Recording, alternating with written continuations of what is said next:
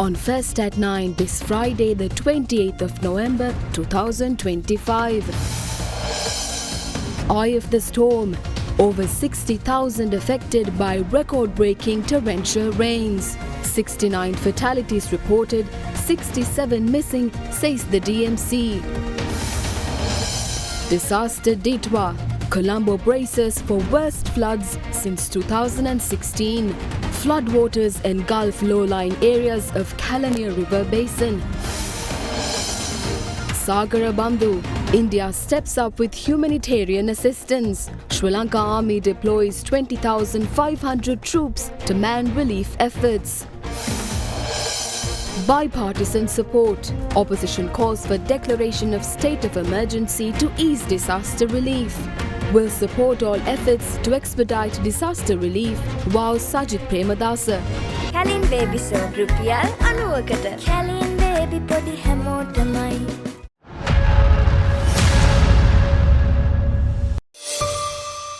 This is Derana First at 9. Live from Studio 24 in Colombo.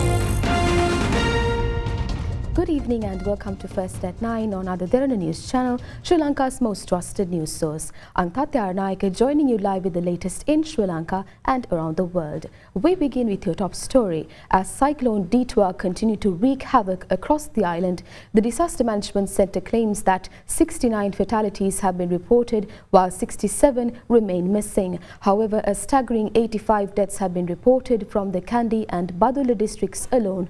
These fatalities reported in the Divisional Secretariat level are yet to be added to the DMC's official tally as the authorities struggle to maintain communication in the grassroots amidst inclement weather.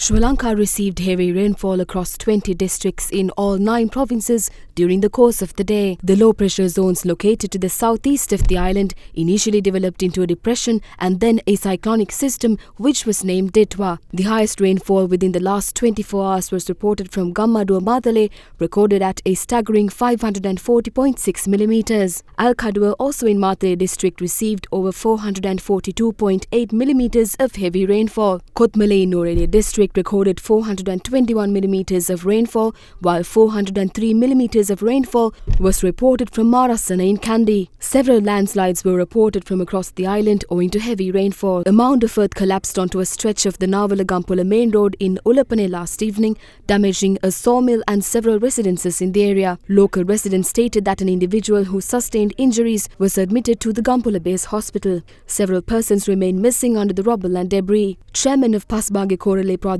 Sabha Manjula Karunaratne stated that Navalapitiya Gampula main road is closed for traffic starting from Navalapitiya. A mound of earth collapsed onto a residence in Old Railway Yard Road, Navalapitiya, tragically killing 2 women and a 3-month-old infant. Navalapitiya Divisional Secretary Ramya Jai Sundara noted that nearly 50 families in the area were promptly relocated to safe locations. 3 persons are reported missing after a mound of earth collapsed onto 2 residences in Gavarammana, Kappatipola. A mound of earth collapsing behind a residence in Kappatipola was recorded on a mobile phone.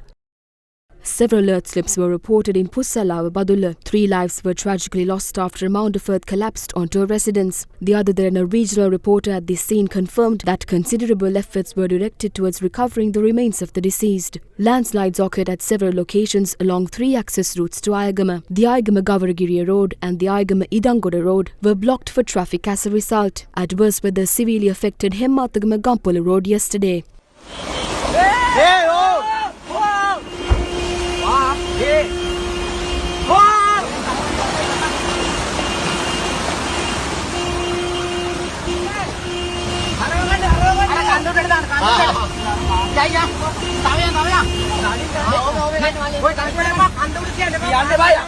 A safety wall at a residence on Mendismouth, the Hatton, collapsed, damaging a van parked nearby. 2 children of the same family, aged 12 and 7, and their mother lost their lives after a mound of earth collapsed onto their residence in Kahala, Haputale. In the meantime, several trees and mounds of earth collapsed onto a stretch of 6 kilometers of the Badula Mahiyangone main road starting from Ridipana. The road was completely closed for vehicular traffic while steps were taken to promptly remove trees and debris from the road this morning.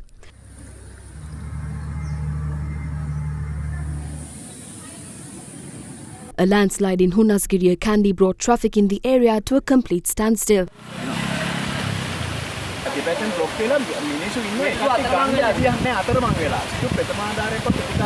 Meanwhile, several incidents of landslides, collapsed mounds of earth and trees were reported from Kegol, Haliala and Maragalakanda in Monaragala. Meanwhile, a tree collapsed onto a moving motorbike in Maharagama in Athulivawa Vallavaya. A couple and their 2 children were travelling on the motorbike and the father tragically succumbed to his injuries. The mother and the 2 children who sustained injuries were admitted to the Vallavaya base hospital. Massive trees collapsed onto the stretch of Vallavaya Colombo main road starting from Tellula in Uva Kudaya Vallavaya.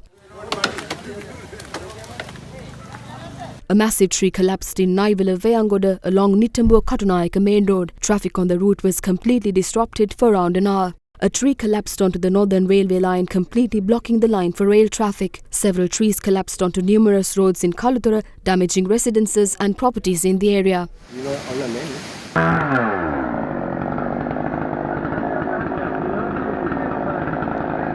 According to the latest report issued by the Disaster Management Centre, a total of 69 fatalities have been recorded due to adverse weather conditions from the 16th of November up to date. The report notes that a staggering total of 50 deaths were reported from the Kandy district alone by 12 p.m. today. 67 persons remain missing following several incidents of flooding and landslides reported in the Kandy district alone. District Secretary of the Badula district, Prabhatabe Wadana, confirmed that 35 people have died due to the disaster situation, adding that 27 individuals remain missing. 219,282 individuals of 61,175 families have been affected. The DMC further notes that a total of 18,443 individuals of 5,890 families were relocated to 266 safe places promptly.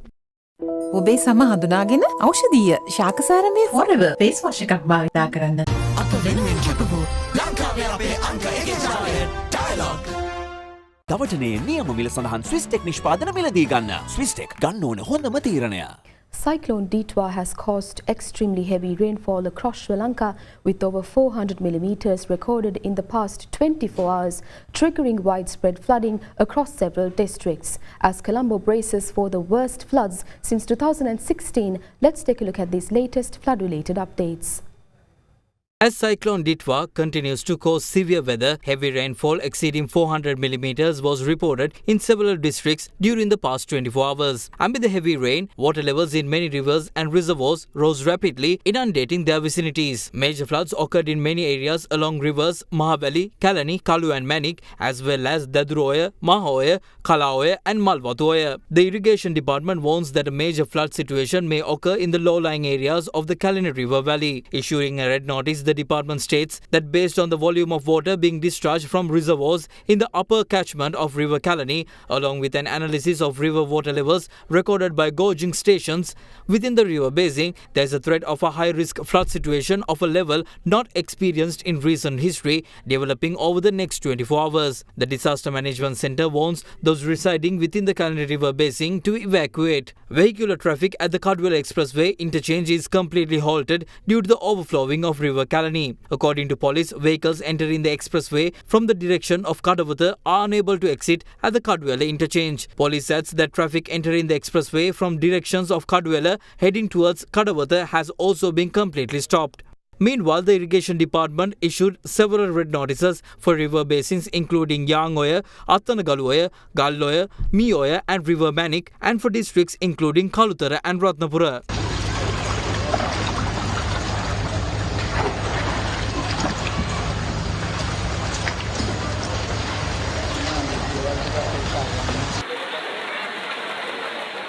Additionally, 48 reservoirs and 56 medium-scale reservoirs under the control of the Irrigation Department are still releasing water.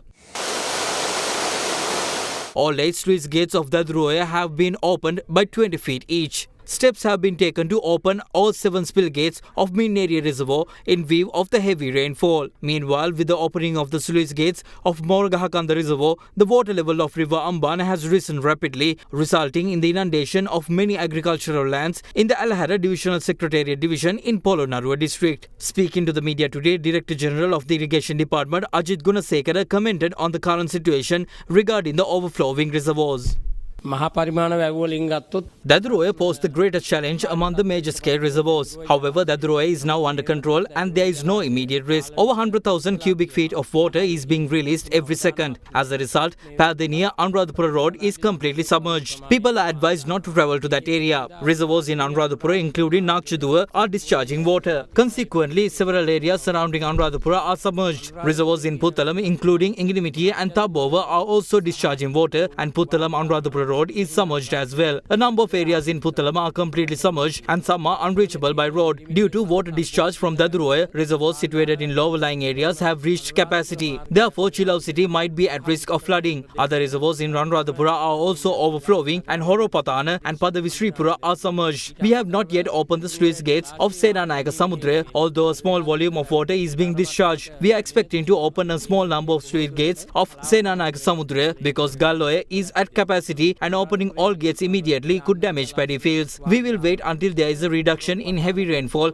after which we will open the sluice gates tomorrow. හෙට වගේ වාහන අරින්න සිද්ධ වෙනවා Senanayake සමුද්‍රේ. In the meantime, Anuradhapura prison was submerged due to the overflowing of Malvatoya and Prisons Department took steps to evacuate inmates to safe locations. Meanwhile, the Irrigation Department issued a special flood warning this afternoon for Gampaha due to the heavy rainfall received by many areas of Attanagaluoya Basin. The department states that a major flood situation is possible in the low-lying areas of Attanagaluoya and Urualoya valleys in the next few hours and advises residents to evacuate to safer locations.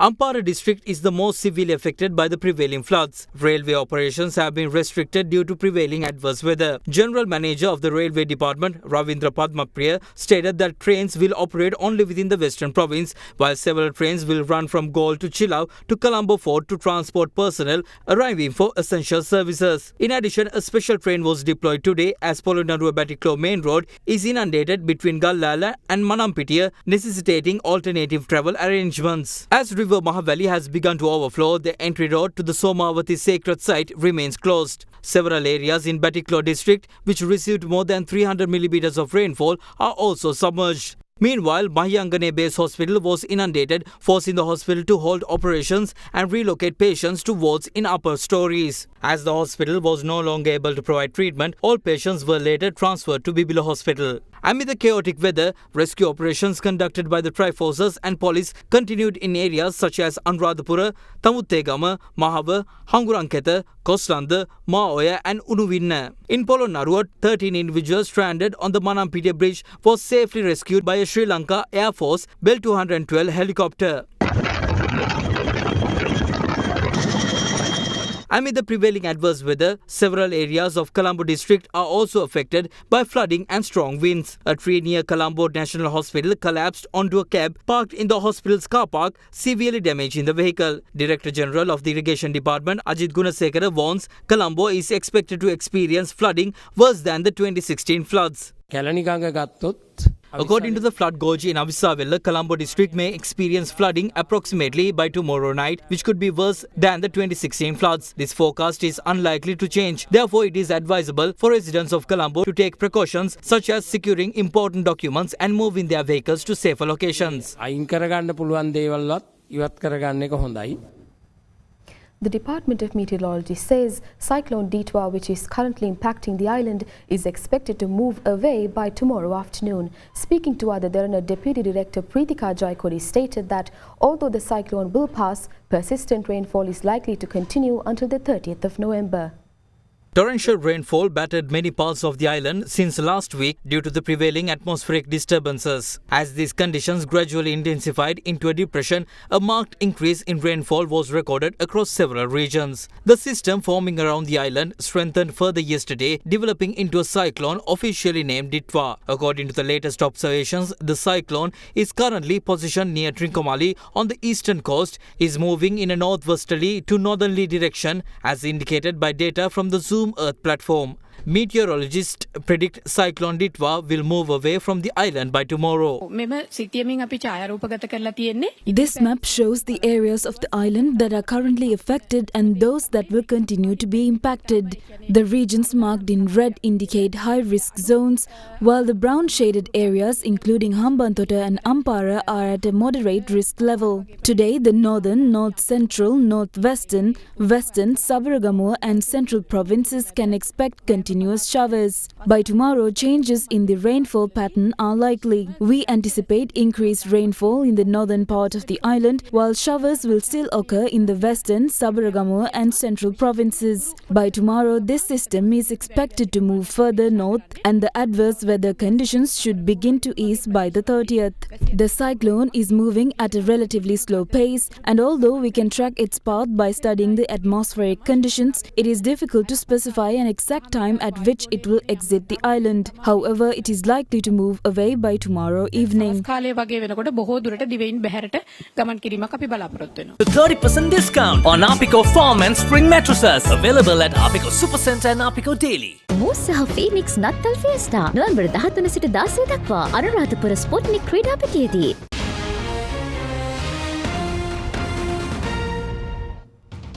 Welcome back to First at 9. Now, the Disaster Management Centre urges the public to evacuate their homes immediately in line with warnings issued over severe inclement weather and potential disasters. This was announced at a special press conference held this morning at the Akuregoda Security Services headquarters.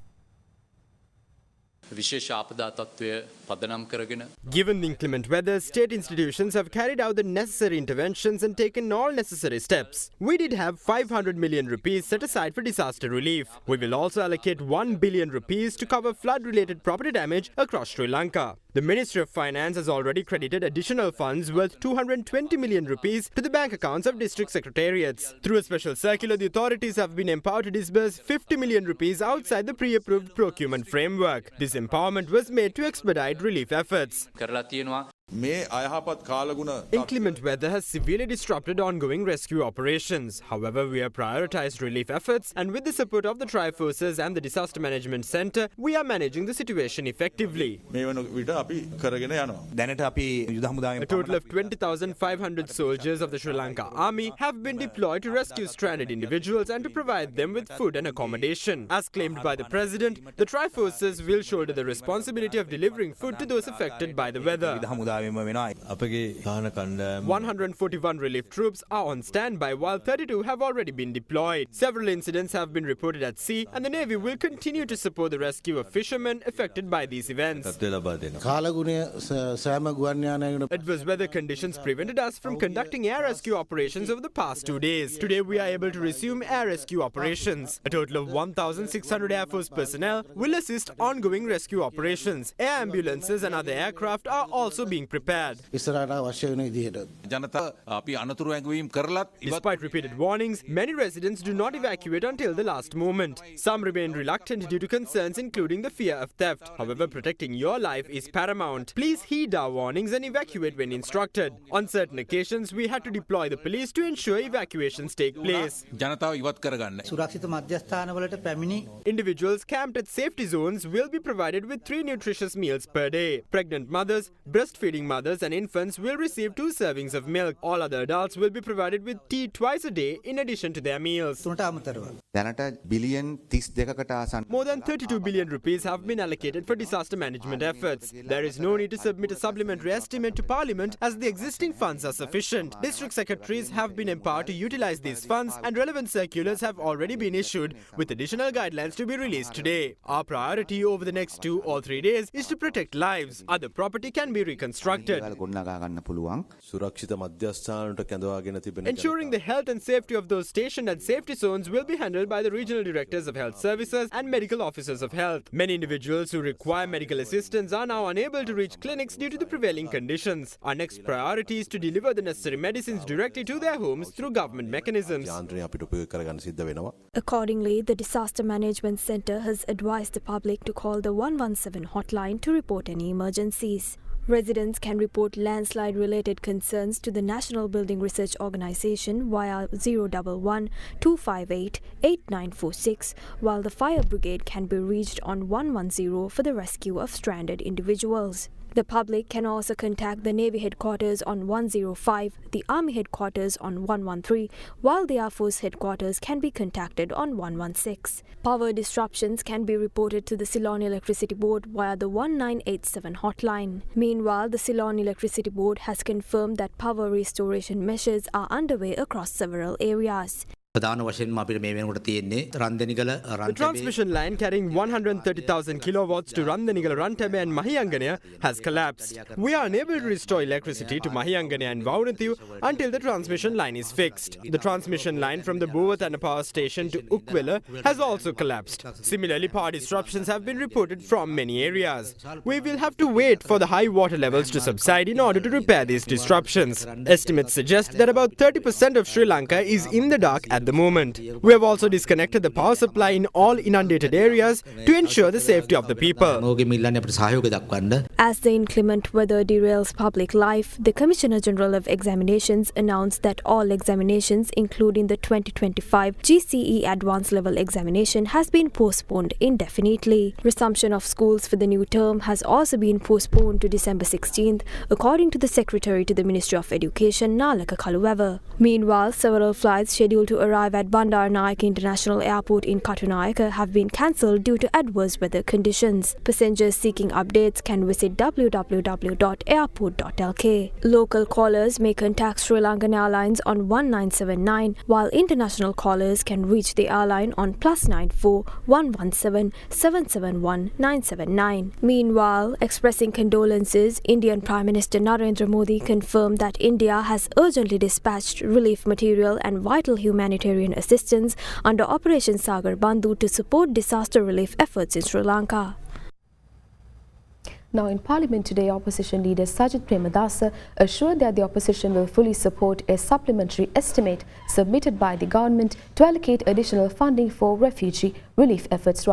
Meanwhile, leaders of several opposition parties urged President Anura Dissanayake to declare a state of emergency considering the worsening situation in the country, to which the president is reported to have saying the request could be considered if it is formally submitted by the opposition.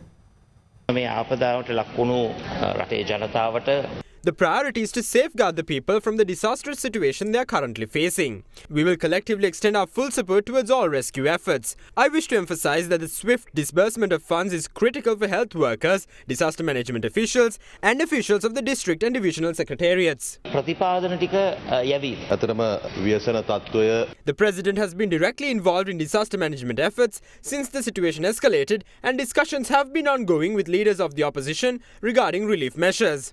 Our tasks include saving lives, providing urgent relief and safeguarding public health. District secretaries have been allocated sufficient funds and additional funds will be disbursed if required. The Navy has several boats on standby for rescue operations. District secretaries and disaster management officials have also been informed that private boats may be hired if naval resources are insufficient, with the government bearing the cost. Multiple power outages have also been reported. Electricity connections have already been restored in certain areas. බොහෝ තැන්වල ඒ කටයුතු දැන්ටම නිරාකරණය කරලා පවතින්නේ. මේ වෙනකොට ඇති වෙලා තියෙන අවසන් තත්ත්වය තුල හදිසි නීති. Declaring a state of emergency under Article 155 of the Constitution would allow the Triforces, police and district secretaries to carry out essential services more effectively. The opposition leader highlighted this need yesterday. 24 hours have passed and yet the president has not declared a state of emergency. තම ජනාධිපතිතුමා හදිසි නීති තත්ත්වයක් ප්‍රකාශයට පත් කළා නැහැ. මුදල් ප්‍රතිපාදන වෙන් කිරීමේ Declaring a state of emergency would significantly ease the disbursement of funds. Without it, government officials may hesitate to release financial assistance. රජයේ නිලධාරීන් බය වෙනවා. රජයෙන් මුදල් වෙන් කරලා දිස්ත්‍රික්ක වලට යවලා තියෙන. The government has allocated and distributed funds to districts to establish safe locations in the event of an emergency. However, residents remain reluctant to evacuate due to fear of theft. I urge the government to examine how this can be addressed within the legal framework. කොහොමද මේක විසඳගන්න පුළුවන් කියලා ඉතා ඕනකමින් මම බලන්න කියලා සිතම්. විශේෂයෙන්ම මේ ආපදාවට අවශ්‍ය. If the government requires additional funds for relief operations, it can submit a supplementary estimate at the next parliamentary sitting on Monday. We will fully support it with the aim of expediting relief to those affected. මේ ව්‍යසන තත්වයට ලක්වුණු ජනතාවට සහන ටික ලබා දීම සඳහා අවශ්‍ය අරමුද. Meanwhile, leaders of several opposition parties, including leader of the opposition Sajith Premadasa, convened at the Defence Headquarters complex in Akureyagod this morning, where they urged President Anura Dissanayake to declare a state of emergency in response to the worsening situation in the country. President Dissanayake reportedly stated that the request could be considered if it is formally submitted by the opposition. The meeting was also attended by Prime Minister Dr. Harini Amarasuriya and Leader of the House Bimal Ratnayake. The President has directed District Secretaries and District Development Committee Chairmen to take immediate action in rescuing affected residents and delivering relief, stressing that financial constraints must not hinder assistance efforts. Meanwhile, Prime Minister Dr. Harini Amarasuriya urges caution against an inundation of misinformation.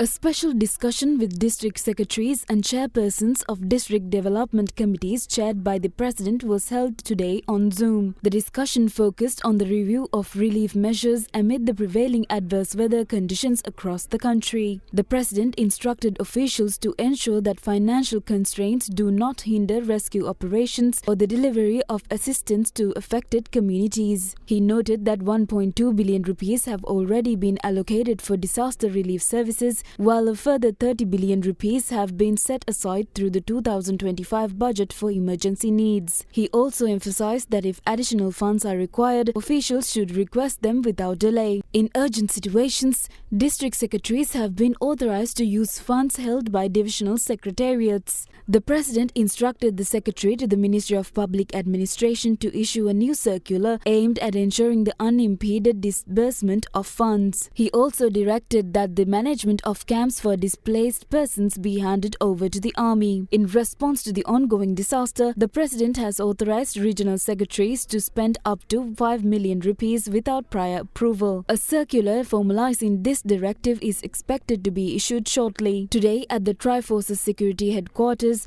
the President met leaders from across Sri Lanka's political spectrum to discuss relief efforts for those affected by severe weather. The President emphasized the need for all parties to work together efficiently to support the affected population. Opposition leaders suggested declaring a state of emergency if necessary to ensure rescue operations and pledged their full cooperation in addressing the crisis. Meanwhile, Prime Minister Dr. Harini Amarasuriya has emphasized that all decisions related to the current disaster situation must be made solely on the basis of verified information from recognized authorities. The Prime Minister made these remarks while addressing the media after a virtual discussion with all divisional secretaries held via Zoom. Our first priority is to save lives. Therefore, if the police or military advise residents to evacuate certain areas, we kindly and sincerely urge the public to heed to those instructions. We make this request because our only aim is to protect you. We understand that there may be many reasons why people hesitate to leave the safety of their homes. Concerns related to the elderly, pets, or other responsibilities may be a source of hesitation. But all these issues can be addressed. We can step in, we can support you, and we can find solutions. Above all, what matters the most is your life. We are expecting the effects of the cyclone to last for only 2 or 3 days. During this short period, please cooperate with the authorities so they can ensure the safety of you and your families. At the moment, we are preparing a set of guidelines which will be shared with the public through the media. We also urge everyone to make decisions based on accurate and verified information, specifically information certified by the Department of Government Information. Misinformation can also cause harm, so it is important to rely only on trusted official sources.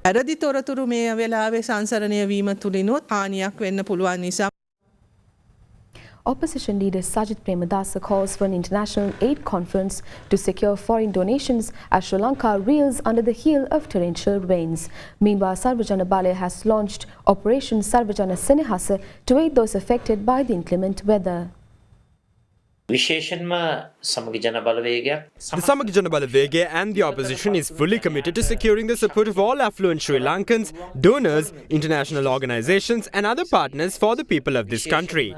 As the leader of the opposition, I propose the government to call an international aid conference to mobilize foreign assistance for Sri Lanka. I am ready to provide leadership to it.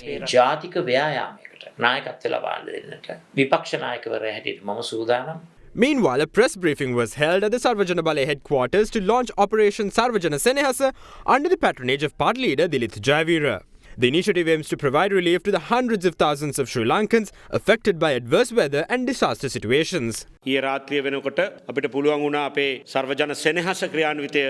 night, we successfully launched Operation Sarvajana Senehasa. In times of disaster, we believe everyone must unite regardless of differences. We urge the government to unite all stakeholders as well. All opposition party leaders requested the president to declare a state of emergency so that state officials can allocate funds for relief programs without hesitation. The president stated that if the opposition agrees, this can be implemented. Afterwards, Sarvajana Balaya leader Dilithu Jayavira visited the Kalaniya Rajamaha Viharaya to bless those affected by the disasters. He also met the chief incumbent of the historic temple and invoked blessings.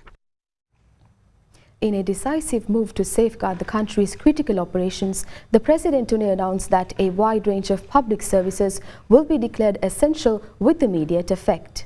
At the top of the list are electricity supply, services and the distribution of fuel, including petroleum and gas. The order also covers all services related to patient care in hospitals, nursing homes, dispensaries and similar institutions, ensuring uninterrupted health care across the nation. Public transport by road, rail and air, along with the maintenance of highways, bridges, airports, ports and railways also falls under the essential category. The supply of water, drainage and the distribution of food and essential commodities are similarly protected. Ambulance services, state banking and insurance, including the central bank, have also been included.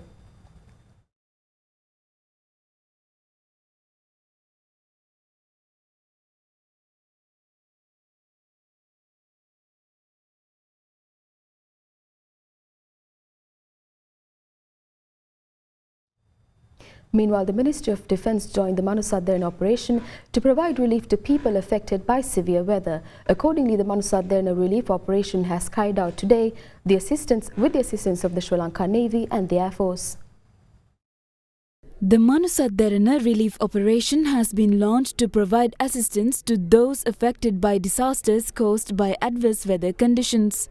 Once again, Dialogue Asiata has joined forces with Manusadharana to extend support to those in need. The joint relief effort by Manusadharana and Dialogue commenced today, welcoming donations from across the island. Since this morning, both institutional and individual donors have been bringing contributions to the Derana head office to support the ongoing relief operation. As always, Manusadharana has initiated efforts to aid those affected. Dialogue Asiata has extended their support to this initiative as well. Along with Dialogue, many Sri Lankans from around the country have donated dry rations to us. We expect to distribute these donations to those affected from today itself.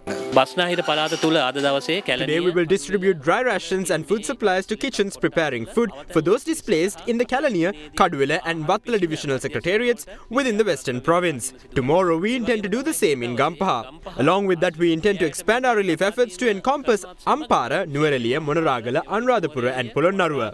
Relief efforts in those areas are expected to be carried out with the assistance of the relevant government authorities.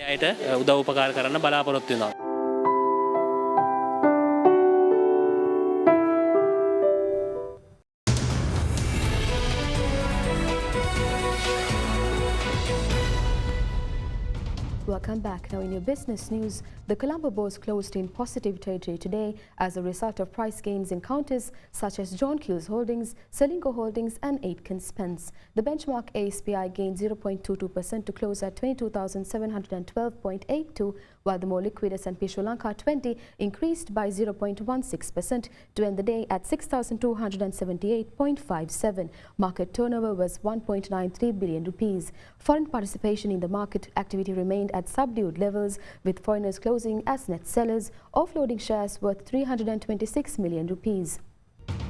That's all for tonight from First at 9. Thank you for joining. Have a great night.